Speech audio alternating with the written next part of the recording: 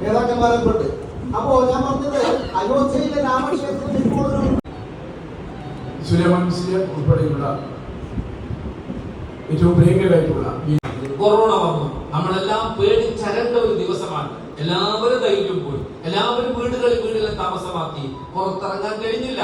എല്ലാം പച്ച നിയമസഭയിലും രാജ്യസഭയിലും ലോക്സഭയിലും എല്ലാം പ്രവർത്തിച്ച് അദ്ദേഹത്തിന്റെ പ്രവർത്തനം പറ്റിയ നമുക്ക് എല്ലാവർക്കും മനസ്സിലായത് ഒരു കാര്യം എന്താണോ നമ്മളുടെ ആവശ്യം അത് പാർലമെന്റിൽ പോയി വ്യക്തമായി ധരിപ്പിച്ച് അത് ആൾക്കാരെ ബോധ്യപ്പെടുത്തുവാനുള്ള കഴിവുള്ള വ്യക്തിയാണ്. അദ്ദേഹത്തെ ഞാൻ ആദരപൂർവ്വം ക്ഷണിക്കുകയാണ്.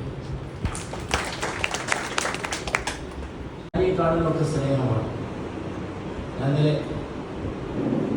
ഞാൻ കാടാമ്പുഴ ക്ഷേത്രത്തിൻ്റെ അതേ കൂടി പോയത്.